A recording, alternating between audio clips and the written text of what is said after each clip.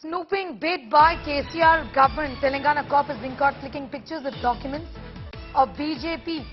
This appears to be a bid by the KCR government in the BJP National Executive meeting is what we are learning. Telangana intelligence officer has been caught clicking pictures of documents.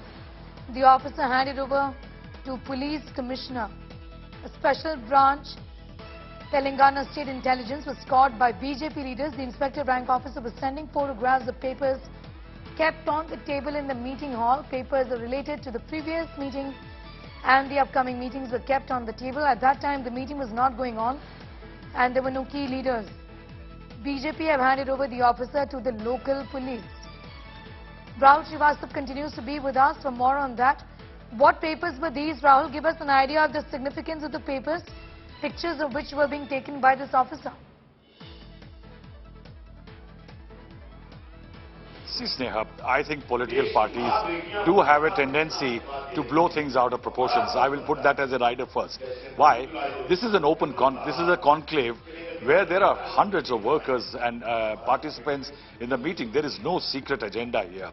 There is only a political resolution, an economic resolution, or a statement on Telangana.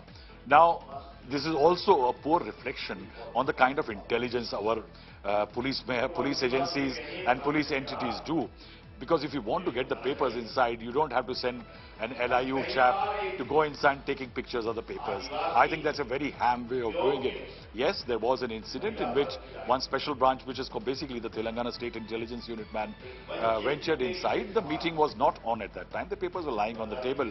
And if there were secret documents about the BJP's grand strategy for the future, I don't think Prime Minister Narendra Modi and Amit Shah would have left them on the table or would have shared it with some leader in the party. When in today's BJP, whatever happens is known to only 2-3 people like Narendra Modi, Amit Shah and... Yes, absolutely, Rahul. That's an interesting point that you make, but I'm going to go across now to Kalki Rahman, TRS leader. Thank you so much for your time. My question to you is about the Prime Minister now saying that Hyderabad is Bhagyanagar. He's referred to Hyderabad as Bhagyanagar. What's your reaction? You are asking me for the reaction to Prime Minister addressing Hyderabad as Bhagyanagar. Yes, sir. We, in fact, have a very high regard for our Prime Minister, but when Prime Minister has come to Hyderabad, and then we expected Prime Minister to come with, some development package, and then call Hyderabad Hyderabad and be a game changer, not a name changer. And simply by changing the name of Hyderabad, I mean, is it going to benefit the youth of the state? It is going to, benefit or further the progress of the state, or it is going to put Telangana into a different league. So I think the Prime Minister of our country, he should have a more broader vision rather than, talking in the same language what his corporators are talking actually. And that is, the entire campaign of Hyderabad municipal election, that is GHMC, was revolving around, Bhagyanagar and renaming Hyderabad. And, this is something which I think it is very unfortunate and it is very sad. Because when a Prime Minister comes and when he has been in Hyderabad, then the people of Telangana, the people of Hyderabad wanted to know the plans of development for Hyderabad from our Honorable Prime Minister and what he has, in store for the people of Telangana, for the people of Hyderabad, and what kind of, the development strategy, what kind of progress. Kalki Rahman, it does appear the Prime Minister is trying to also set up the poll bugle in the state of Telangana, which is going to polls just next year. You did say that the Prime Minister should be a game changer, and whatever he says, that should be a game changer. Essentially, name changing is what they should be refraining from.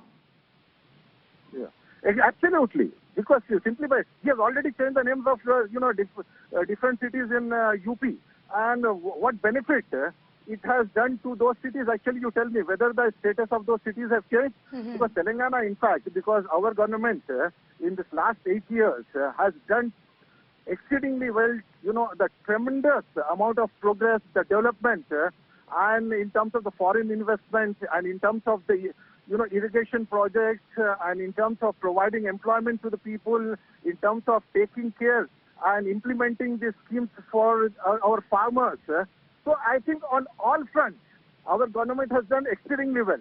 So Prime Minister, I think, should take a leaf out of that and try to implement these schemes in the other BJP-ruled states, rather than, coming only with one single agenda of renaming Hyderabad as Bhagyanagar. So this is, I think, very unfortunate that our Prime Minister has to talk about changing the name of the Hyderabad. Okay, when the corporators of the GHMC are the lower cadre was talking about this, it was quite understandable. But it was not expected from the Prime Minister of a great country, the great nation. And, we thought that Prime Minister would come with a, a new vision to Hyderabad.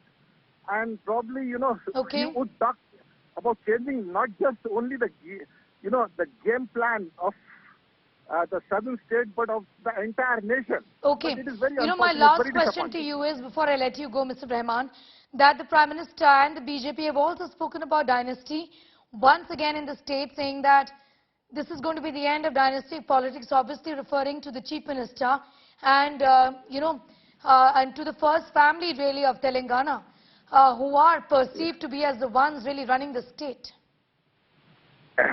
See, I don't know what the definition of a dynasty politics of our Honorable Prime Minister and the BJP, which I'm really unable to understand, because,